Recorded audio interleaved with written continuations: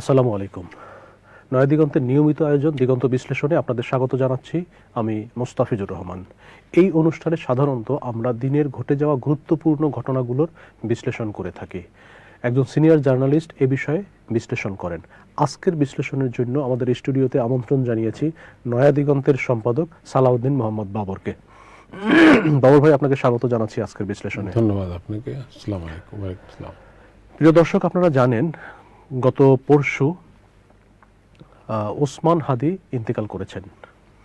আজকে তার নামাজে জানাজা এবং দাফন সম্পন্ন হয়েছে। বলা যায় যে বাংলাদেশের ইতিহাসে সবচেয়ে বড় নামাজে জানাজা অনুষ্ঠিত হয়েছে আজকে শহীদ ওসমান হাদির।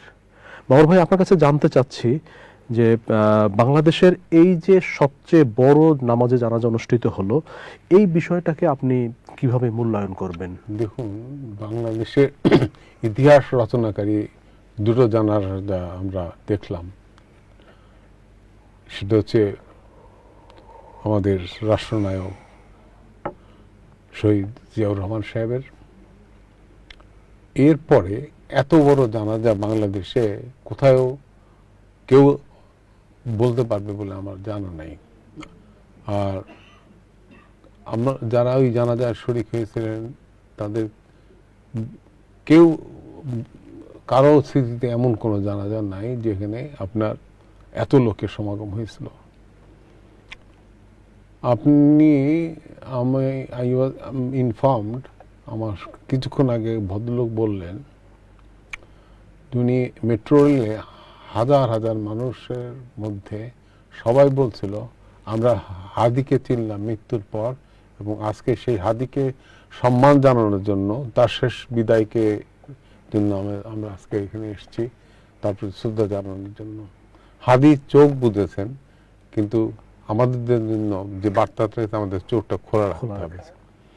হাদি তার জীবন দিয়ে গণতন্ত্র, আপনার স্বৈরাচার বিরোধিতা এবং যারা আগ্রাসনবাদী তাদের বিরোধিতার একটা মহান দায়িত্ব আমাদের কাঁধে, সবার কাঁধে দিয়ে গেলেন।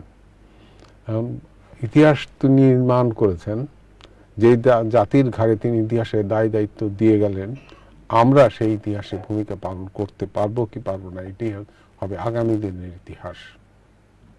আগামী দিনের প্রজন্ম আমাদেরকে প্রশ্ন করবে যে হাদির দায়িত্ব আপনারা কে কতটুকু কিভাবে পালন করেছেন। আমি মনে করি এই দায়িত্বটা শুধু কোনো সাংবাদিকের না, কোন রাজনীতিবিদের না, গোটা জাতির এই জাগ্রত থাকতে হবে।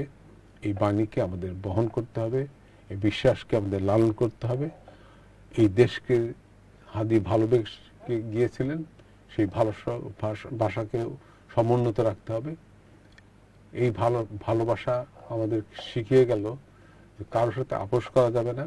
দেশের স্বাধীনতা, সার্বভৌমত্ব, দেশের প্রতি দায়, কর্তব্য, দায়িত্ব সব আমাদের কাছে দিয়ে গেলেন। এটাকে আমরা যথাযথভাবে সম্মান যদি আমরা করতে না পারি, তা আগামীতে আমরা অসম্মানিত হব। এক গভীর শোকাবহিতভাবে গোটা জাতি আজকে গভীর শোকাবহিত, সেই সাথে আমরাও, আপনিও। এখন অবশ্যই এটা কান্নার সময় নাই। রেসপন্সিবিলিটি যেটা আমাদের দিয়ে গেছে, এটাকে আমাদের ঘাড়ে তুলে নিতে হবে, সেভাবে অ্যাক্ট করতে হবে। নাহলে ইতিহাসের একটা যে গতিপথ তৈরি হয়েছে সেখান থেকে আমরা বিচ্ছিন্ন হয়ে যাব। আমরা না করতে পারলে কিন্তু এই দায়িত্ব কেউ ফেলে দেবে না, অন্যরা কেউ না কেউ করবে। আমাদের অ্যাবসেন্সে আমরা যে পথে হাঁটছি সেখান থেকে সরিয়ে দিয়ে কোনো একটা প্রজন্ম এসে দাঁড়াবে। আমাদের পরিত্যক্ত হতে হবে, আমাদের ইতিহাসের আস্থা করে নিক্ষিপ্ত হতে হবে যদি আমরা হারিয়ে ফেলে যাওয়া দায়িত্বগুলিকে আমরা পালন না করতে পারি। দেখেন, হাদি কিন্তু এই স্বৈরাচার বলেন বা আগ্রাসনবাদী শক্তি বলেন, যা বলেন, তাদের উদ্দেশ্য যেটা ছিল সেই উদ্দেশ্য পরাজিত হয়ে গেছে। তারা হাদিকে শেষ করেছে, কিন্তু হাজার হাদি আজকে জন্মগ্রহণ করেছে দেশে আনাচে কানাচে। এই শুধুমাত্র ঢাকা শহরে না, দেশের এমন কোনো জায়গা নাই যেখানে হাদির জন্য আজকে মানুষ জড়ো হয় নাই। তার শোক প্রকাশের সাথে এই শোককে তারা শক্তিতে পরিণত করছে।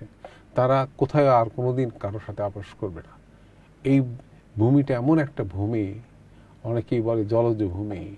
আমরা মনে করি আজকে বর্ষায় যেমন এটা ভিজে যায়, মাটি কাদা হয়ে যায়, চৈত্রে কিন্তু এটা লোহার মতো শক্ত হয়ে যায়। আজকের হাদির এই যে শোক, সেই শোক আমাদেরকে পাথর বানিয়ে দিয়েছে।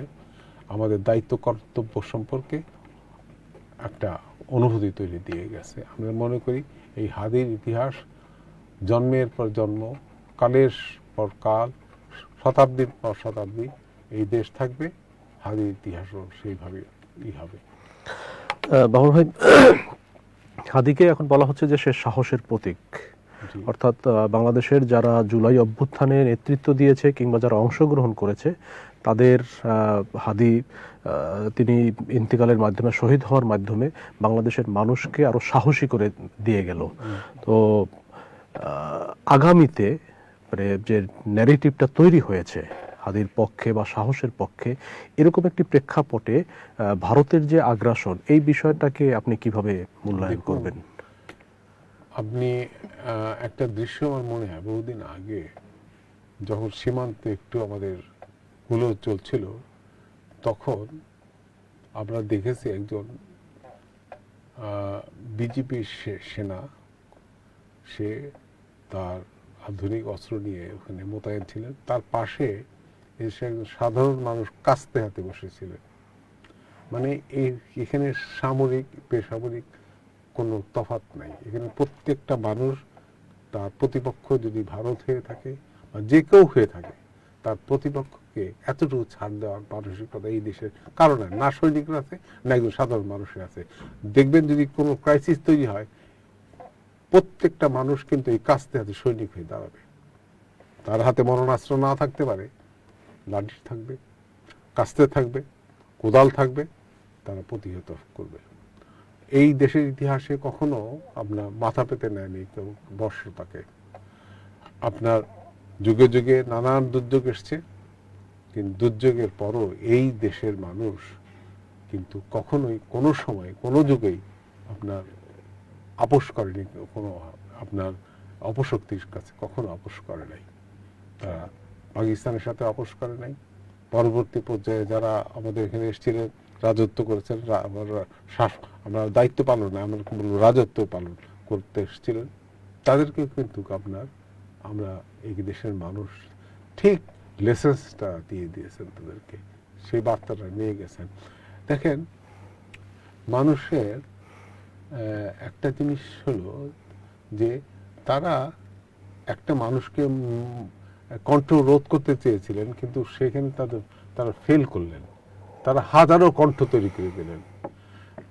যেখানে দুজনের নীরব একটা ছিল, আপনার ঘৃণা ছিল, সেই ঘৃণাটা এখন গোটা জাতির মধ্যে ছড়িয়ে গেছে, এবং সরব ঘৃণা, নীরব ঘৃণা না, সরব ঘৃণা তৈরি গেছে।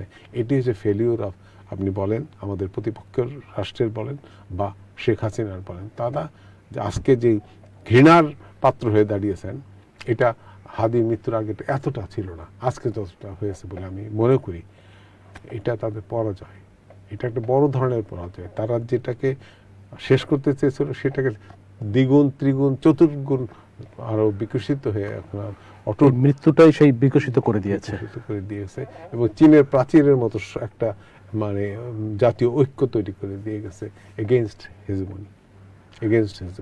আচ্ছা বাবু ভাই, তার যে খুনিদের গ্রেফতার করা কিংবা বিচারের যে একটা বিষয়, বলা হচ্ছে যে তাকে যারা খুনি খুব মানে গুলি করেছে, তারা খুব অল্প সময়ের মধ্যে 5-6 ঘন্টার মধ্যে বাংলাদেশের সীমান্ত ত্যাগ করে ভারতে চলে গেছে, ভারতের আসামে চলে গেছে। তো এত অল্প সময়ে যে তারা দেশ ত্যাগ করলো, যে বিষয়টা উঠে এসেছে, এটি বাংলাদেশের আইন শৃঙ্খলার একটা ব্যর্থতা আপনি মনে করছেন কিনা? জি, দেখুন, একটা কথা এইভাবে আছে যে সেনারা যুদ্ধ হলে যুদ্ধ করে, গোয়েন্দারা সারাদিন সারা নিশিদিন যুদ্ধ করে, ইনফরমেশন যুদ্ধ করে।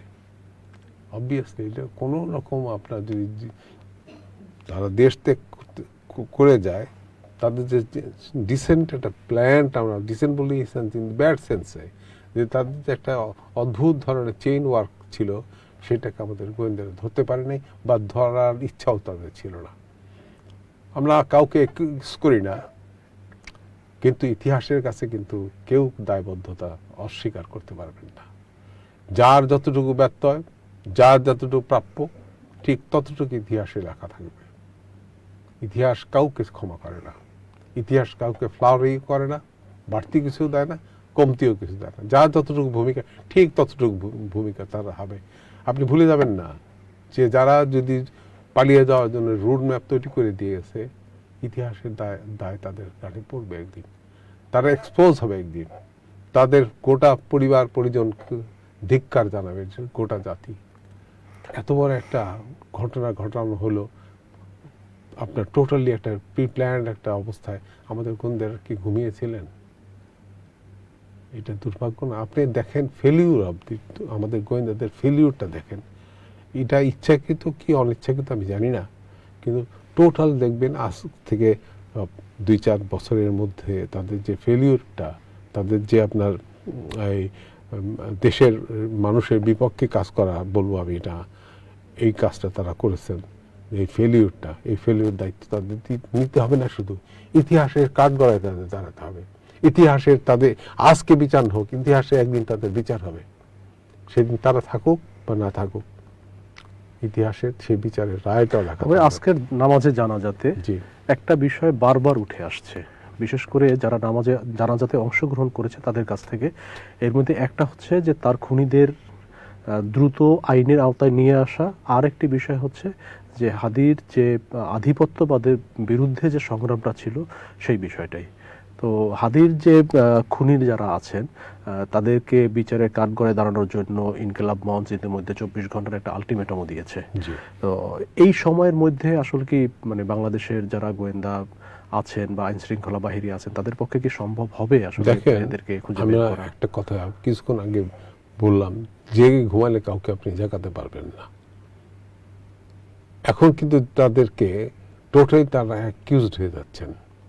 এখন তাদের এমন একটা পারফরমেন্স করতে হবে যে যাতে করে তাদের, এখন তারা ঘুমাচ্ছেন না, জেগে আছেন, এবং তাদের এই জেগে থাকাটাই প্রমাণ করবে তাদের কাজের মধ্য দিয়ে। তারা হাদির হত্যাকারীদের, হাদির যারা এই প্ল্যানার বা হাদি এই প্ল্যানকে এক্সিকিউট করতে যারা যারা সাহায্য সহযোগিতা করেছে, তাদেরকে সবাই যদি ট্রেস আউট করে আপনি ইতিহাসের কাঠগড়ায় দাঁড়া করে নিয়ে আসে, বিচারের কাঠগড়ায় নিয়ে আসতে পারে, তাহলে তাদের পাপ মোচনের কিছুটা সুযোগ তাদের ঘটবে। পাপ মোচন হবে এই কথা আমি বলছি না, পাপ মোচনের কিছুটা হবে। তার বিচার আপনি দেখেন, বিচার মানেটা কি? আপনি যদি অপরাধী হন, যদি আইনের চোখে এটা কোনো না, আপনার কোনো বিচারটা কোনো মানে দাবি না, এটা তো এটাই হল বাস্তবতা। আপনি আমাকে অ্যাসল্ট করবেন আর আমি আপনাকে কিছুই বলতে পারবো না, কিছু করব না, তা তো হয় না। এত বড় জাতির এত বড় একটা ছেলে না, এটা একটা প্রতীক, জাতির প্রতীক হিসেবে দাঁড়িয়েছিল হাদি। সেই হাদিকে আপনি যদি আজকে বিচারের, তার খুনিদেরকে বিচারের আওতায় বা তার খুন করার পরে পালিয়ে সেই দোষীদের যদি পালিয়ে যাওয়ার সুযোগ দেওয়া হয়, তাহলে এভরিবডি, সবাইকেই কিন্তু বিচারের আওতায় আসতে পারে। আজকে বিচারটা কত দৃশ্যমান হবে আমরা জানি না, কিন্তু ইতিহাসের কাছে এই বিচার কিন্তু দায় থাকবে। ইতিহাস এই বিচারকে কখনো অস্বীকার করবে না। এই বিচার ইতিহাসেই আপনাকে রায় দিয়ে দেবে যে এটা সঠিক ছিল কি আমাদের লুফুল ছিল কি আমাদের ব্যত্যয় ছিল। আমরা প্রত্যেকটা জাতির প্রত্যেকটা লোকের অধিকার আছে হাদির বিচার চাওয়ার, প্রত্যেকটা লোকের, ইন্ডিভিজুয়াল। কারণ একটা রাষ্ট্রের আপনার জীবন মালের রক্ষক হচ্ছে এদেশের রাষ্ট্রের সরকার। আমরা মনে করি যদি হাতির ক্ষেত্রে যদি কোনো রকম ব্যত্যয় হয়, কোনো রকম লুফুলস আমরা লক্ষ্য করি, তো এটা কোনো শুধুমাত্র কোনো সংস্থার গায়ে পড়বে না, গোটা সরকারকে জন্য দায়ী করতে হবে। আচ্ছা, এই হাদির যে মৃত্যু, এটা কি আগামী নির্বাচনে কেমন প্রভাব পড়তে পারে? দেখুন, হাতির বিচারটা নির্বাচনের প্রভাব পড়বে না এটা আমি মনে করি না, পড়বে। হাদি যেই কজের জন্য আপনার জীবনটা দিতে হলো তাকে, এই কজকে যারা আপহোল্ড করবে, এই সেন্টিমেন্টকে যারা অনার করবে, এই সেন্টিমেন্টে যারা অনুসারী হবে, আমার মনে হয় পাবলিক তাদেরকে বিমুখ করবে না, তাদের বিমুখ করবেন না।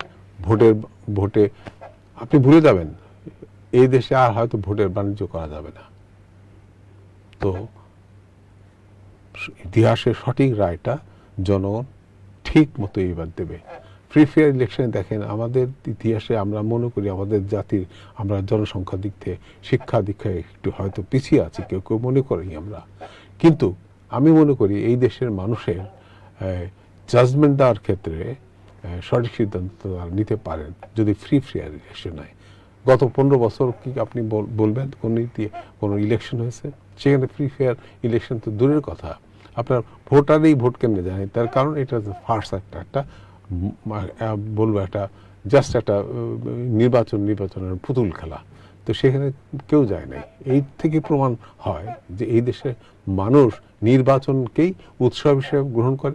91 সালের নির্বাচনের চিন্তা করে যে নির্বাচনটা হয়েছিল এবার বেস্ট নির্বাচন বলে আমি মনে করি।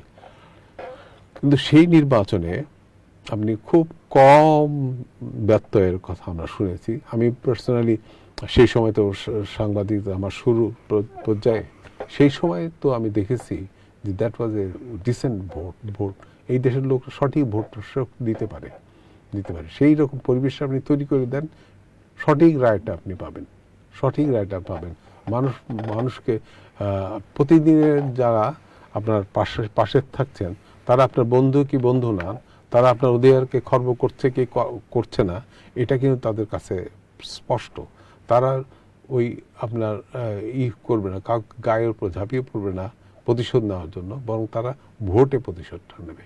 যদি ফ্রি ফেয়ার কোনো ইলেকশন হয় এখানে, তাহলে যারা আপনাকে সঠিক দায়িত্ব পালন করার মতো অধিকার পাবে, যারা হাদির মতো মানে কি বলবো যে আপোষহীন একটা ভূমিকা পালন করে এবং এদেশের মানুষের ভাগ্য নির্মাণের ক্ষেত্রে যদি তারা কারোর সাথে আপোষ না করে, এদেশের মানুষ তার নিজের সিদ্ধান্ত নিজে নেবে। কোনো জায়গা থেকে ডিকটেশন, ইনস্ট্রাকশন বা কোনো প্রেসক্রিপশন কে মানুষ কখনোই গ্রহণ করবে না এবং গ্রহণ করার মতো জাতি এটা না। আমি মনে করি যে ফেয়ার অ্যান্ড ফ্রি ইলেকশন হলে এই দেশের মানুষ সঠিক ভোটটাই করবে, সিদ্ধান্তটা জানিয়ে দেবে আমাদেরকে। বাবর ভাই, আপনাকে অসংখ্য ধন্যবাদ আমাদেরকে শত ব্যস্ততার মধ্যেও সময় দেওয়ার জন্য। জি, আপনাকে আসলে গোটা জাতি আজকে মুহ্যমান, শোকে মুহ্যমান। তবে আমি আহ্বান জানাবো আমাদের প্রত্যেকটা দর্শককে, আপনাকে, আমাকে, সবাইকে যে এই শোককে শক্তিতে পরিণত করতে হবে। উই হ্যাভ টু আমাদের স্বাধীনতার সুরক্ষা দিতে হবে। বাইরে থেকে কেউ আসবে না, আমাদেরটাই আমাদের স্বয়ং সম্পূর্ণ হতে হবে। এই আমার মেসেজ। প্রিয় দর্শক, আজ এ পর্যন্তই। এরপরে দিগন্ত প্রাইম টাইম সবাইকে দেখার আমন্ত্রণ জানিয়ে এখানেই শেষ করছি। আল্লাহ হাফিজ, আসসালামু আলাইকুম।